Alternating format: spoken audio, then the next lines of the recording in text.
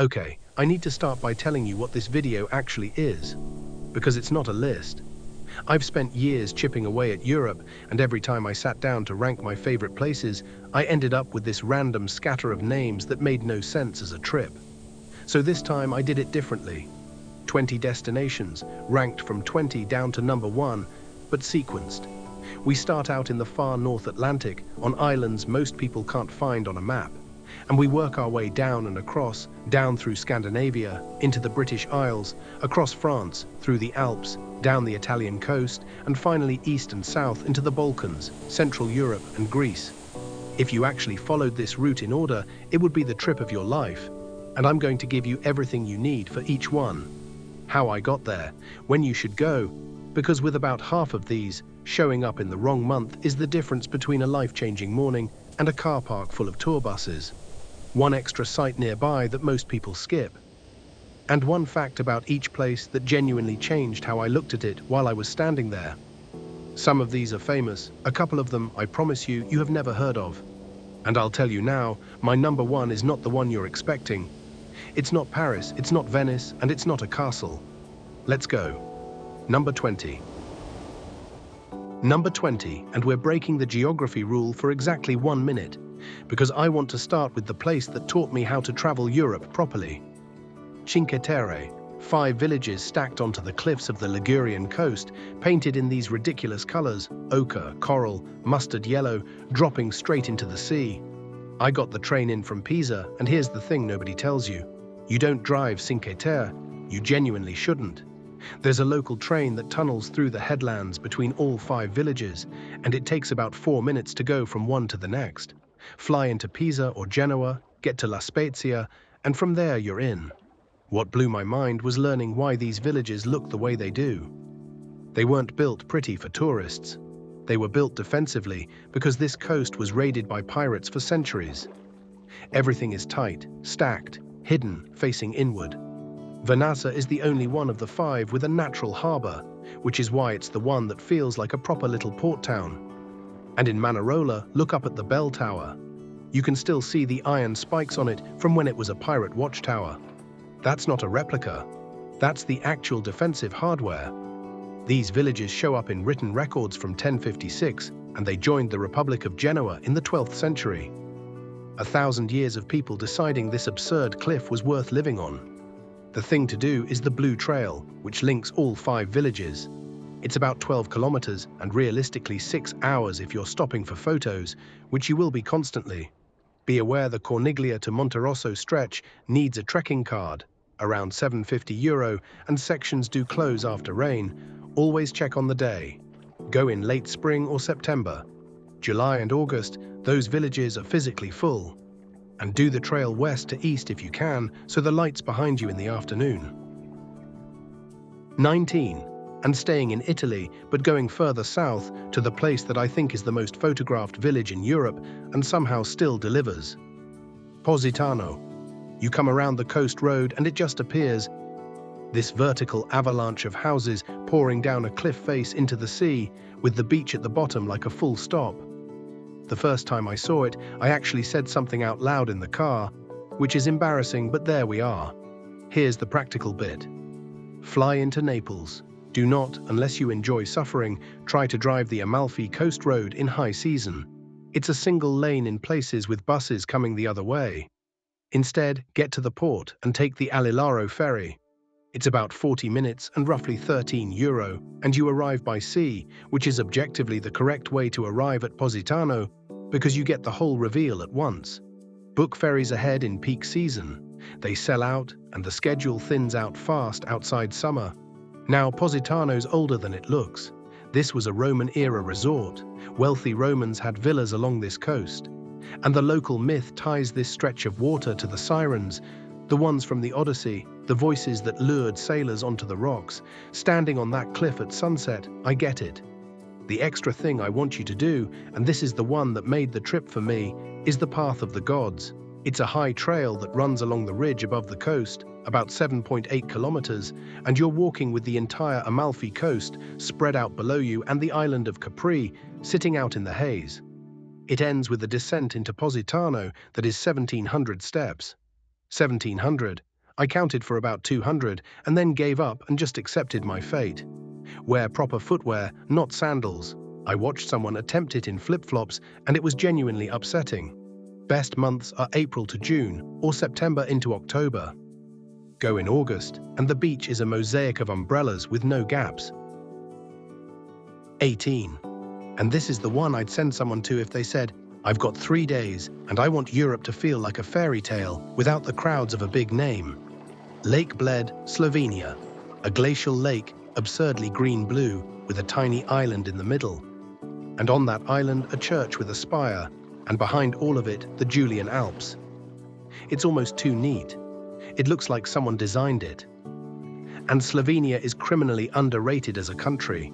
It's small, it's easy, it's clean, and it's a fraction of the price of the Alps 2 hours west. You get out to the island on a Pletna boat, which is a flat-bottomed wooden boat rowed standing up by a Pletna oarsman. The right to row those boats has been passed down through a small number of local families for generations. It's about 20 minutes across. Then when you land, there are 99 steps up to the church, and inside the bell tower, there's a wishing bell. The story is, you ring it and make a wish. The full ticket, including the bell tower and museum, runs around €12. And yes, I rang it. I'm not telling you what I wished for. Above the lake on a cliff, 130 meters up, is Bled Castle, the oldest castle in Slovenia, first mentioned in 1011. That's over 1,000 years of somebody looking down at that view and thinking, yeah, this'll do. The single best thing you can do here costs nothing. Walk the full loop of the lake. It's 3.7 miles, 60 to 90 minutes, completely flat, and it constantly rearranges the composition of the island against the mountains. Do it in the early morning when the water's like glass and there's mist sitting on it. Best from May to September, and do try the cream cake, creme schnita. It's the size of a brick and it's magnificent. 17. And this is the first place on the list where I had a genuine what am I looking at moment. Meteora in central Greece. Imagine a flat plain, and then rising straight out of it, hundreds of enormous rock pillars, smooth, rounded, grey, some of them hundreds of meters tall. And then imagine that on top of 6 of those pillars, there are monasteries, not ruins. Working, active monasteries with monks and nuns living in them right now. The name Meteora roughly means suspended in the air, and that is exactly what it looks like. The rock itself is around 60 million years old, an old river delta, compressed and then lifted and eroded until only the hardest columns were left standing. The monasteries went up in the 14th century, built by monks who were fleeing raiders and political chaos on the plains, and worked out that the safest place to be was somewhere nobody could physically reach. And for centuries, nobody could. Access was by rope, net, and retractable ladder. There's a famous story about a visitor asking how often they replaced the rope, and being told, when it breaks. Today there are staircases carved into the rock, which I was personally very grateful for. 6 are open. Great Meteoron is the largest and the oldest of them, and the one I'd prioritize if you only do one. The sense of scale inside and the view out over the other pillars is the whole thing in one place. Getting there, bus from Athens to Kalambaka, 4 to 5 hours, and Kalambaka sits right at the base of the rocks, so you can walk or take a local bus up. 2 things. The dress code is enforced and they're serious. Knees and shoulders covered, long skirts for women, and they'll hand you a rap at the door if you're not compliant. And allow at least half a day for 2 or 3 monasteries. They have staggered closing days, so check which are open on the day you're there. Sunset from the viewpoints between them is the best free thing in Greece. 16. And staying in Greece for one more, because I want to talk about the beach that broke the internet before the internet was really a thing. Shipwreck Beach on Zakynthos, Navajo.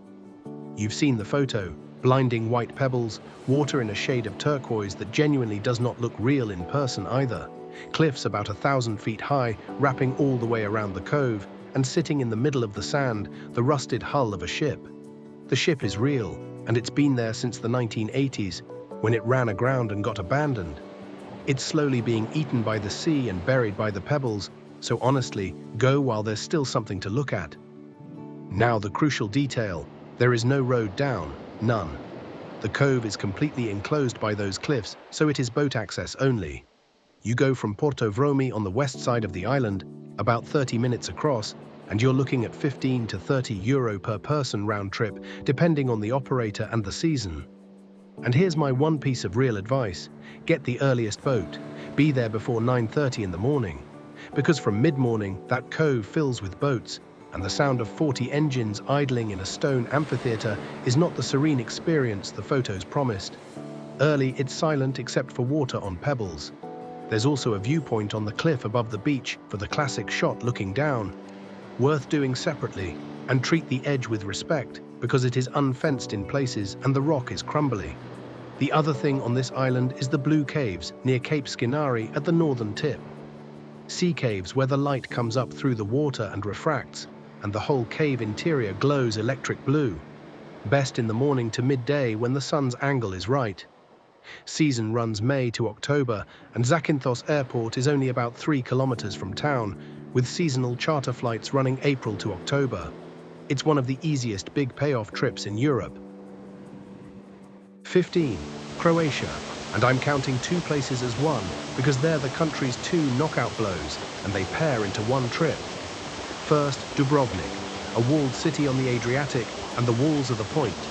Nearly 2 kilometers of them, completely encircling the old town, up to 25 meters high in places, built and rebuilt between the 13th and 17th centuries. You can walk the entire circuit on top, and I cannot overstate how good this is. You're looking down into people's courtyards, over that field of terracotta roofs, and out to the islands all at once. Do it first thing because there is no shade up there, and the stone radiates heat like an oven by noon. You'll also recognize it instantly, because a certain enormous fantasy series filmed here and turned it into one of the most recognizable cities on Earth. The old town is entirely pedestrian, and the main street, the Stradun, is polished limestone so smooth from centuries of feet that it's genuinely slippery when wet. Then inland, Plitvice Lakes, Croatia's oldest and largest national park, and completely different in character. 16 terraced lakes in a forested canyon, stepping down into each other over travertine barriers, so the entire park is one continuous system of waterfalls, and the way you see it is wooden boardwalks built right across and through the water. You're walking centimeters above it, with falls pouring underneath you. There's also an electric boat across the largest lake. Now the logistics, and this matters. There is only one direct daily bus between Dubrovnik and Plitvice, and it takes 9.5 hours because the coast road is beautiful and slow. Driving it yourself is 5 to 6 hours and vastly better, so rent a car if you can. Dubrovnik airport is about 15 to 20 kilometers out near Chilipi. Go shoulder season, May, June or September. And at Plitvice, book a timed entry ticket online in advance. They cap numbers and the boardwalks are one way, so you can't just double back. 14. Budapest. And I'll be honest, Budapest was the biggest upgrade in my personal rankings of any city in Europe. I went expecting a cheaper Vienna. What I got was one of the most dramatic city settings on the continent, a wide river cutting through the middle, hills and a castle on one side, a flat grand boulevard city on the other, and this row of enormous bridges stitching the 2 halves together. It's genuinely 2 cities, Buda on the hilly west bank, Pest on the flat east. Start with the chain bridge. Opened in 1849, it was the first permanent bridge across the Danube here, and it changed the city. It made Buda and Pest into one place. It was destroyed in the Second World War and rebuilt, reopening in 1949, exactly 100 years after the original. Then the Parliament building, finished in 1902, and it is the 3rd largest Parliament building in the world. Seen from across the river at night, lit up, reflected in the Danube, that is a top 5 night view in Europe, no argument. Up on the Buda side, go to Fisherman's Bastion. It looks medieval, all white stone turrets and arcades, and it absolutely is not. It was built between 1895 and 1902, purely as a viewing terrace. It has 7 turrets, and those represent the 7 Magyar tribes that founded Hungary. So it's a monument dressed as a fortress. It's also the single best place to look at the Parliament. And then the thing you have to do here, the baths. Budapest sits on thermal springs, and it has done for 2,000 years. Back to the Romans. Szechenyi is the big one, Europe's largest medicinal bath, a yellow neo-Baroque palace with steaming outdoor pools in the middle of it. In winter, sitting in 38-degree water with snow falling and steam everywhere is an experience I think about constantly. Ferenc Liszt Airport is roughly 16 to 25 kilometers from downtown, and the airport bus plus metro is cheap and easy. Bring flip-flops for the baths. Everyone forgets flip-flops. 13. Prague. And the reason Prague is this high is simple. It wasn't flattened. Huge amounts of Central Europe were rebuilt after the 20th century, and Prague came through with its historic center largely intact, so you get this dense, continuous, unbroken 1,000-year-old city with Gothic, Baroque and Art Nouveau layered on top of each other, street by street. Charles Bridge is the icon.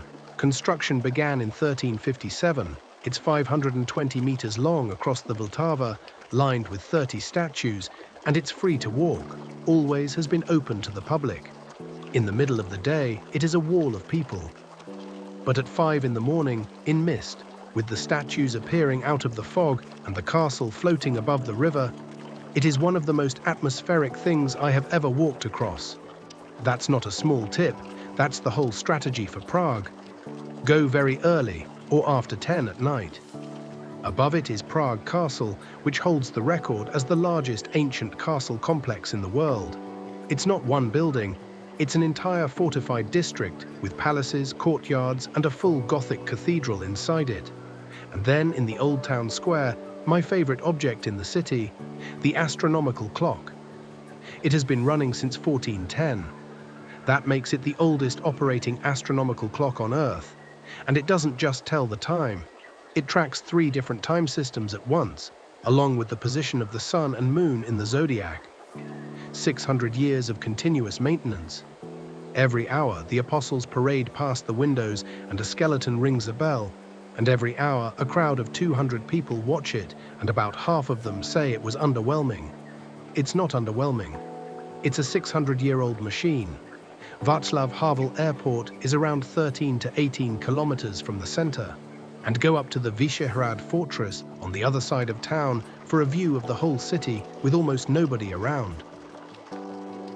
12. And now we go into the Alps proper, starting with the most famous castle silhouette on the planet, Neuschwanstein in Bavaria.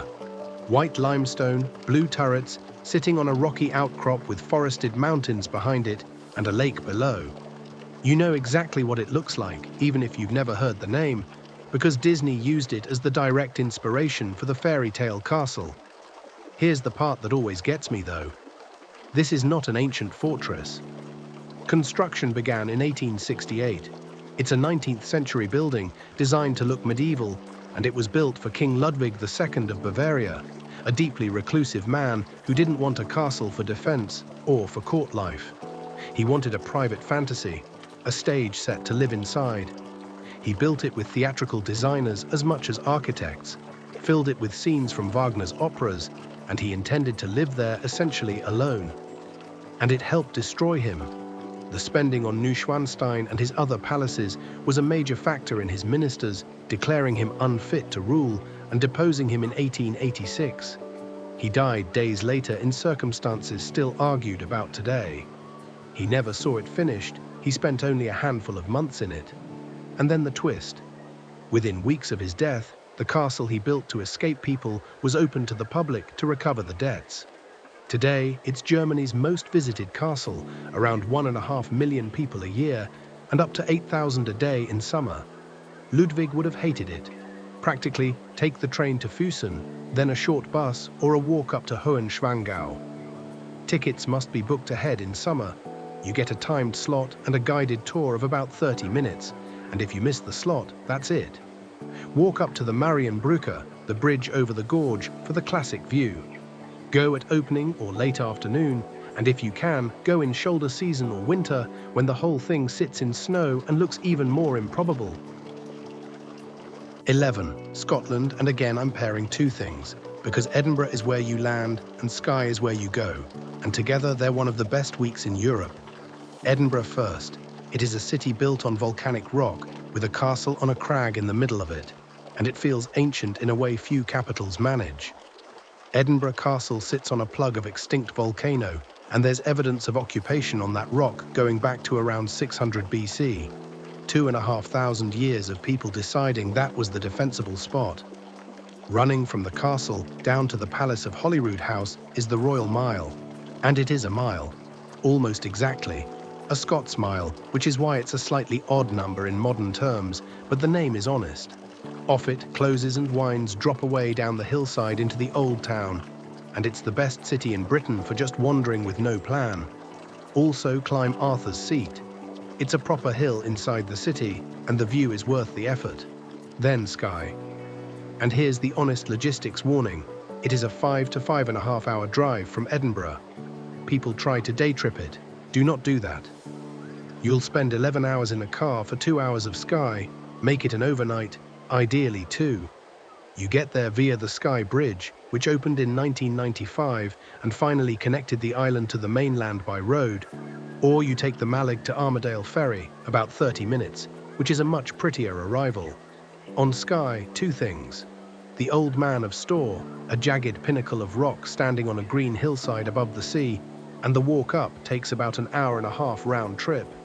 And the fairy pools, a chain of impossibly clear turquoise pools and small falls running down off the Queen Mountains. People swim in them. It is absolutely freezing. One warning that is not a joke. Midges. Tiny biting flies in clouds from late May to September. Bring repellent and a head net if you're camping. They have genuinely ended people's holidays. 10. And this is where the list starts getting serious. Mont-Saint-Michel on the border of Normandy and Brittany. A pyramid of stone rising out of a flat tidal bay, a village wrapped around a rock, with an abbey on top of it, and a spire on top of that. And at the right moment, the sea comes in and surrounds it completely, and it becomes an island. Let's talk about that, because it's the whole reason this is at number 10. This bay has the highest tides in continental Europe, a range of up to 15 meters between low and high water. 15 meters. That's a 5-story building of vertical difference. At low tide, the sea can be kilometers away and the bay is bare sand. Then it comes back in, fast, across that flat ground. There's a well-worn local expression that it comes in at the speed of a galloping horse, which is an exaggeration, but the point stands. People have died out on those sands, caught by the tide or by quicksand, and you should not walk out there without a guide. The full drama needs a big tide. Around the equinoxes, you get what the French call high coefficient tides, coefficient 110 or above. And on those days, the water fully surrounds the island for roughly 90 minutes. If you want to plan a trip around it, 2026's biggest are the 20th to 22nd of March and the 13th of September. Check the local tide tables because it's a schedule, not a maybe. The abbey itself is over 1,000 years old, and here's the fact that reframed it for me. After the French Revolution, it wasn't a monastery for decades. It was a prison, political prisoners, priests, all held inside the abbey until 1863. Getting there, TGV from Paris to Rennes, then a coach to the site. You can't drive onto the mount, you park off-site and there's a shuttle. Then you walk the 760-meter footbridge built in 2015. That bridge is deliberately raised on piles so the water flows underneath, because the old causeway was causing the bay to silt up and threatening to make the island permanently part of the mainland. They built a bridge to keep it an island. Go early or stay overnight inside the walls. After the last coach leaves, that village is almost empty. 9. Venice. And I want to defend Venice for a second because it's become fashionable to say it's ruined and overrun and not worth it. That's a description of about 400 meters of Venice. Get 20 minutes walk from St. Mark's and you're in a silent city of canals and laundry lines and old men arguing in bars. The fundamental fact about Venice never stops being absurd. It is a city built on 118 islands in a lagoon, connected by more than 400 bridges with no cars. People fled here in the early Middle Ages because a marsh was defensible, drove wooden piles down into the mud, and built one of the richest empires in Europe on top. St. Mark's Square is the ceremonial heart, And the basilica's origins go back to 828, when Venetian merchants brought back the relics of St. Mark from Alexandria. It's covered in gold mosaics and looted treasures from across the Mediterranean, because that's what Venice did. The Doge's palace next door, built between 1345 and 1436, was the seat of government, the courts, and the prisons, all in one pink and white building. And the Rialto Bridge, built between 1588 and 1591, here's my favorite bit of trivia in the whole city, was chosen from a competition that Michelangelo also entered. Michelangelo lost. Then there's Acqua Alta, high water. When a spring tide meets a strong southerly wind, the lagoon pushes up into the city and St. Mark's Square floods. It's the lowest point, so it goes first. Individual events typically last around 90 minutes, and the city just puts out raised walkways and carries on. Since the Meuse barrier system came online, mobile gates on the lagoon inlets can be raised to hold the worst of it back. Go April to May or September to October. From Marco Polo Airport, skip the bus and take the Alle Laguna boat straight across the lagoon. Arriving in Venice by water is worth the extra time. And get properly, deliberately lost. That's the actual attraction. 8. Paris, plus a detour that almost nobody makes and everybody should. Paris first, and I'll skip the obvious and give you the two things I actually stood in front of and reconsidered. The Eiffel Tower, 324 meters, built for the 1889 World's Fair, and at the time a large chunk of the Parisian artistic establishment despised it. There were public letters calling it a monstrous iron mast, a useless and hideous tower. It was only meant to stand for 20 years and got saved largely because it was useful as a radio transmitter. Now it's the shorthand for the entire country. And look closely at the first level. Engraved around it are the names of 72 French scientists, engineers, and mathematicians. Gustave Eiffel put science on the side of his tower. Then the Louvre. It started as a 12th century fortress. You can still walk down and see the medieval foundations in the basement, became a royal palace. And then after 1793, in the Revolution, it was turned into a public museum. A king's private collection made public. Today it's the largest art museum in the world, with something like 38,000 objects on display. Here's my advice, hard one. Do not try to see the Louvre. Pick one wing, spend 2 hours, leave. People who try to do it all leave hating art. Now the detour, 2 hours northwest of Paris on the Normandy coast, is Étretat, and it is one of the most spectacular coastlines in France. Brilliant white chalk cliffs, hundreds of feet high, carved by the sea into arches and needles. The most famous is the Porte d'Aval, a natural arch with a needle of rock standing just offshore. Monet painted this coast obsessively, over and over, in different light and weather, and when you stand on the cliff path you understand why. It changes completely as the clouds move. Walk up onto the cliffs on either side of the beach. The paths are open, grassy, and the views are free. Go on a day with weather, not a clear blue one. Chalk cliffs need drama. 7. The French Riviera and the strangest little country in Europe sitting in the middle of it. Start with the coast. Saint-Tropez, Cannes, Nice, and the Corniche roads that wind between them along cliffs above impossibly blue water. Nice is the practical base. Its airport is the main gateway to the entire coast. It's a real working city with an incredible old town and market, and it's dramatically cheaper than the resort towns either side. From Nice, you can train along the coast in both directions for a few euros, and that coastal train ride is one of the best value scenic journeys in Europe. Then Monaco, and Monaco is genuinely one of the odder places I've ever visited. It's the world's second smallest country, an entire sovereign state packed into about 2 square kilometers of vertical hillside, stacked with towers, tunnels, marinas, and public elevators to get you between levels.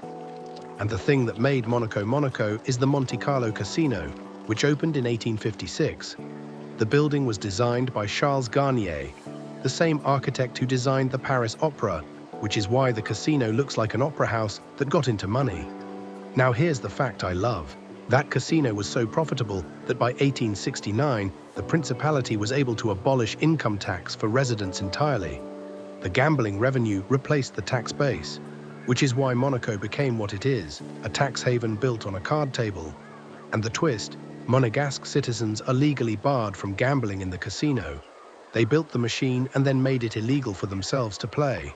Locals fund nothing, visitors fund everything. You can go in as a visitor, there's an entry fee for the gaming rooms and a dress code, and honestly the building is worth more than the tables. Also walk the Formula One street circuit. It's just public roads and you can stand in the middle of the hairpin. Best months are April to June and September to October. July and August the coast is expensive and packed, and that Corniche road becomes a car park with a view. 6. Switzerland and the two highest payoff mountain experiences in Europe. First, Zermatt. It's a car-free village at the head of a valley, which means you park down the line at Terre and take the train in. And when you arrive, there are electric shuttles and horse carts, and that's it.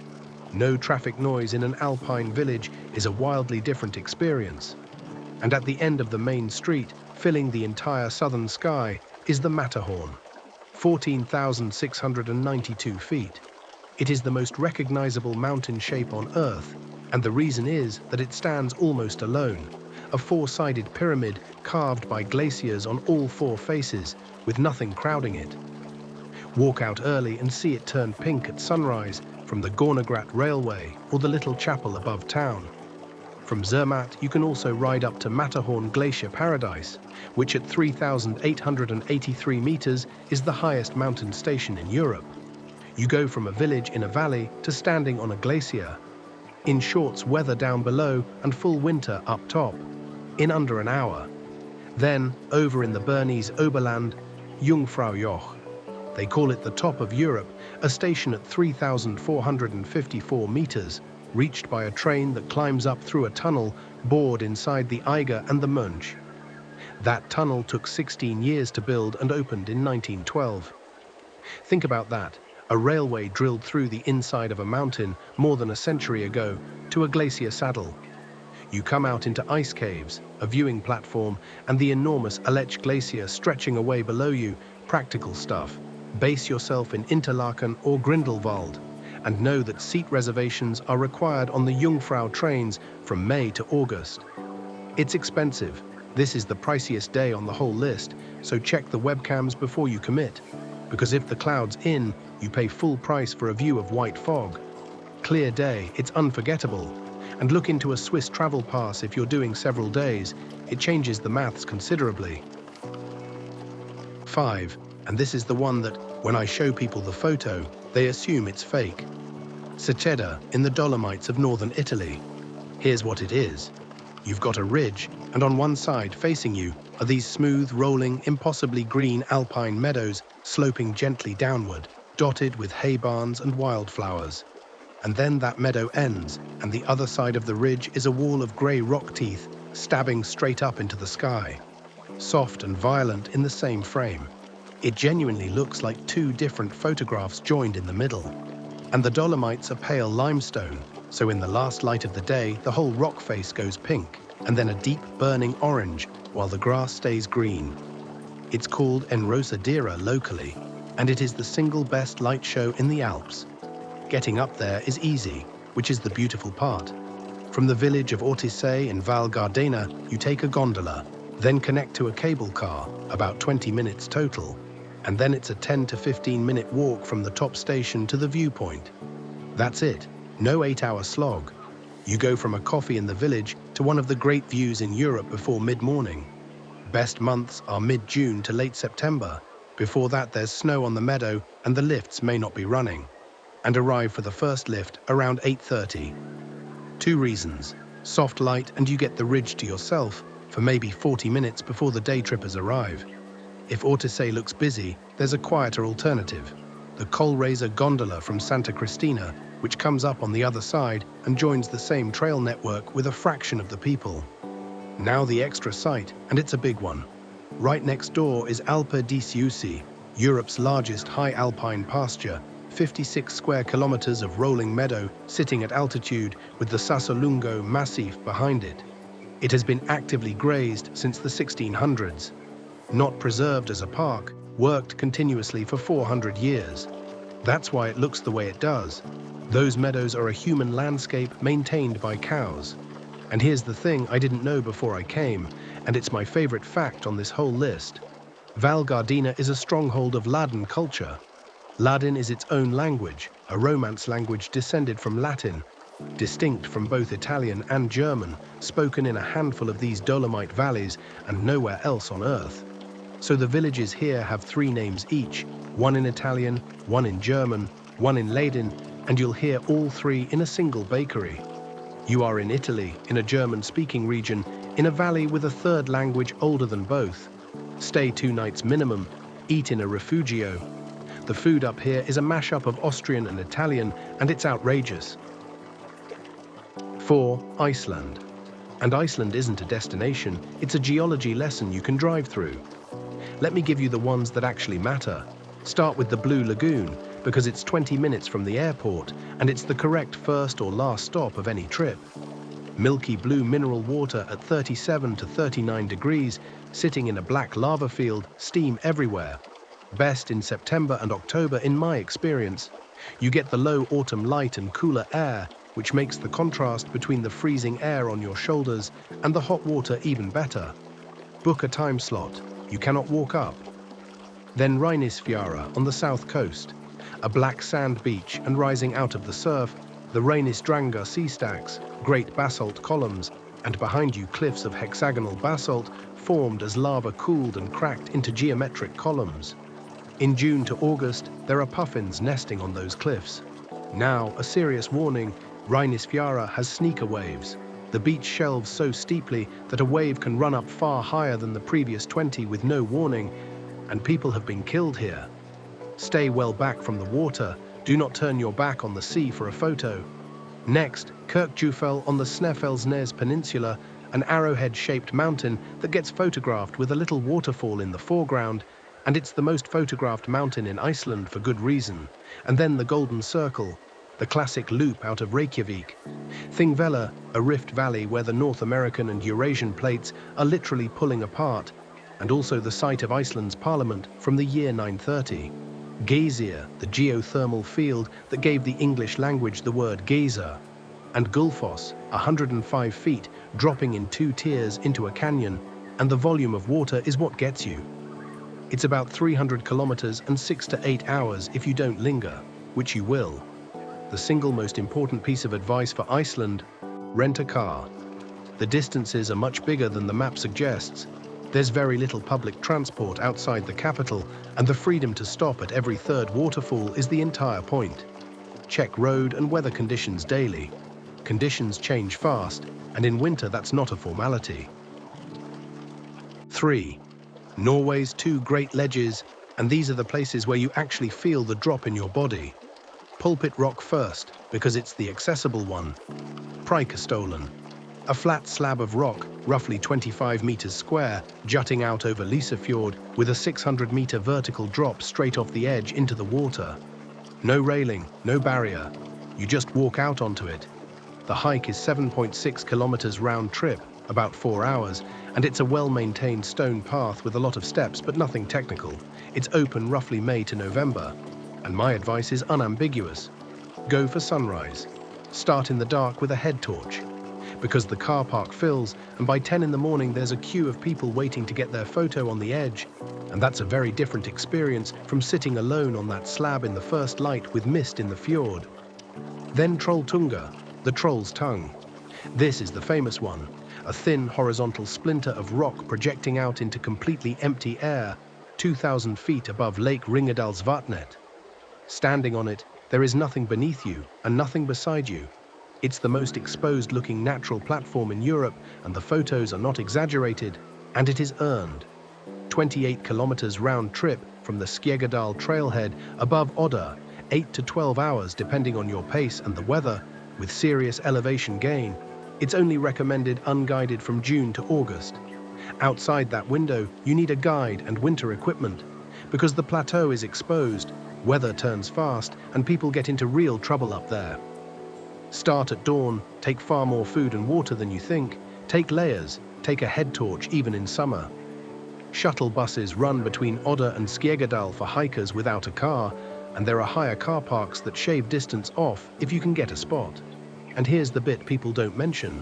At the tongue itself, there's often a queue, and there's an informal system where everyone waits their turn to walk out and get the shot. 10 hours of hiking to stand politely in a line at 2,000 feet. It's very Norwegian, and honestly, it's worth every step. 2. And we're staying in Norway, but going way north, above the Arctic Circle, to the Lofoten Islands. This is my number 2, and I'll tell you why in a second. But first, what it looks like. Picture mountains that come straight up out of the sea. Not foothills, not a coastal plain. Sheer, dark, jagged peaks rising directly out of turquoise water with beaches of white sand at their feet. It looks tropical. It is a photograph of the Caribbean with the wrong mountains and the wrong temperature. And in summer, above the Arctic Circle, the sun does not set. You can hike at 1 in the morning in full daylight. That combination, Arctic light, subtropical looking water, alpine peaks in the same frame, doesn't exist anywhere else I've been. The heart of it for me is Rain. A tiny village of red and ochre wooden huts on stilts over the water called Råbuer, with a wall of mountains behind. Those huts weren't built for tourists, they're fishermen's cabins, and Rain has been a trading post since 1743. The population today is around 314 people, and the reason those villages exist at all is stockfish. For 1,000 years, people here have caught cod in winter, gutted it, and hung it on enormous wooden racks in the cold sea air to dry. No salt, no smoke, just wind. It becomes hard as wood and keeps for years. It was the original Atlantic export commodity, and here's the detail I adore. The biggest market for Lofoten stockfish, then and now, is Italy. A 1,000-year-old trade route running from Arctic Norway to Italian kitchens. You can stay in converted Råbuer, which I strongly recommend, waking up with the water directly under your window. Getting there, fly Oslo to Bodø, then either take the ferry to Moskenes, which is around 3.5 hours across open water, or take a short Widerøe flight to Svolvær or Leknes. The ferry is slower and better, and the other reason to come, the Northern Lights. Best from mid-November to mid-April, and statistically strongest in March. So there are 2 completely different Lofotens, the endless daylight summer and the dark winter with aurora over the huts. Do both if you can. Number 2 on this entire list, and I stand by it. Number 1, and it's the Faroe Islands. 18 volcanic islands sitting alone in the North Atlantic between Scotland, Norway and Iceland. And it is the single most extraordinary landscape I have ever stood in. Let me describe the moment that put it here. Múlafossur waterfall at the village of Garsadalur. A river comes across a green clifftop, reaches the edge, and falls about 100 feet, straight into the ocean. Not into a pool, not into a river. Directly into the Atlantic. And behind it, a village of a few dozen houses, and behind that, a mountain. The wind up there was strong enough that the waterfall was being blown sideways and partly upward while I watched it. Water falling up, then Drangarnir, 2 enormous sea stacks off the island of Vargar with a natural arch cut through, framing the island of Tindolmur behind them. You either hike out to a viewpoint or take a boat through, and in that swell, in that light, it is the most dramatic piece of coastline in Europe. Nothing about the Faroes is designed.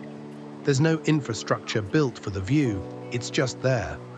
Now Mykenes, it's a small island on the western edge, and in summer it hosts something like 500,000 puffins, 500,000 birds, and the year-round human population is 13 people. 13. You walk out along a ridge with the sea on both sides, and puffins standing a meter away from you, completely unbothered. And here's the fact that stopped me dead when I heard it. Historically, puffins were so central to life here that locals paid taxes in them. Not money, birds. Access to Mykenes is seasonal and boat or helicopter dependent. And it's weather dependent, so build in a spare day. Politically, the Faroes are fascinating too. An autonomous territory of Denmark with their own parliament, their own flag and their own language, Faroese, descended from Old Norse. They are not simply a bit of Denmark. Practically fly into Vargar, which is 1 to 2 hours from Copenhagen or Edinburgh, and that airport is right next to Múlafossur, so you can be looking at that waterfall within an hour of landing. Best months are May to August. When you get long daylight, ferries running, and puffins. The slow alternative is the Smyril Line ferry, which sails via Iceland, days rather than hours, but you arrive by sea, which is the way people have always arrived here. Rent a car. There are sub-sea tunnels connecting the main islands, some of them with roundabouts inside the mountain, and driving them is an experience in itself.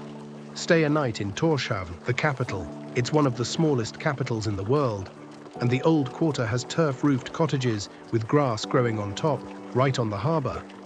And bring proper waterproofs, because it will rain, and then be sunny, and then rain again, all within an hour, all day, every day.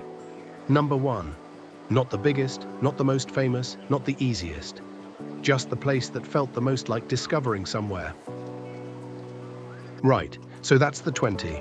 Now let me be useful for 2 minutes, because I know some of you are already opening a map. You cannot do all 20 in one trip, and you shouldn't try. But they cluster beautifully. Cluster 1, the North Atlantic. Faroe Islands, Iceland, and if you're ambitious, Lofoten and the Norwegian ledges. Summer, June to August, long daylight, rent cars everywhere, budget for weather ruining 1 day in 3, and build slack into the itinerary. Cluster 2, the Alps, Seceda and the Dolomites, Zermatt and Jungfraujoch, Neuschwanstein. Mid-June to late September for the high stuff. This is train country. The rail connections through the Alps are superb and vastly more pleasant than driving mountain passes. Cluster 3, Italy's coast plus Venice. Cinque Terre, Positano, Venice. April to June or September to October, never August. And use trains and ferries rather than a car. Cluster 4, France. Paris, Étretat, Mont-Saint-Michel, and down to the Riviera and Monaco. The TGV network makes this genuinely easy. Paris to Rennes for Mont-Saint-Michel, Paris to Nice for the coast. Cluster 5, the east and south, Prague, Budapest, Lake Bled, Dubrovnik and Plitvice, Meteora, Zakynthos. This is the best value on the entire list by a wide margin, and the buses and trains between them are cheap. 3 general rules I'd tattoo on my arm. 1. Shoulder season, always. Late May, early June or September. Same light, half the people, lower prices. 2. The first lift, the first boat, the first bus. Every single crowded place on this list is empty at 8 in the morning. Seceda, Zakynthos, Dubrovnik's walls, Charles Bridge, Pulpit Rock, all of them. Getting up early is the cheapest travel upgrade that exists. 3. Book the bottlenecks ahead. Neuschwanstein tickets, Jungfrau seat reservations, Amalfi ferries, Plitvice timed entry, Blue Lagoon slots. Everything else you can improvise, but those will turn you away at the door. So there it is. 20 places, 1 route, from the North Atlantic all the way down to the Aegean. And the thing I keep coming back to, having stood in all of them, is that the ones that stayed with me weren't the ones with the most famous names. Paris is extraordinary, Venice is unrepeatable. But the mornings I actually replay in my head are the ones where I was standing somewhere windy and slightly uncomfortable with almost nobody around. The top of Seceda before the second cable car, that ledge in Norway at sunrise, a waterfall in the Faroes being blown backwards up a cliff. That's the pattern, and if there's one thing to take from an hour of me talking, that's it. Go early, go slightly out of season. Go 1 valley further than the photo. Now I want to hear from you genuinely, because the comments on these are always better than the video. Which one of the 20 is your favorite? And more importantly, which one did I get wrong? Because I know some of you think the Faroes at number 1 is madness and Venice deserved better. And I want to hear the argument. And if there's a place that should have been on this list and isn't, a valley, an island, a city I've missed, put it in the comments, because that's genuinely how I plan the next trip. I read them all. Whichever one of these you go to first, do me one favor. Get up before sunrise on your first morning there. You'll thank me. Thanks for spending an hour of your life with me. I'll see you on the next one.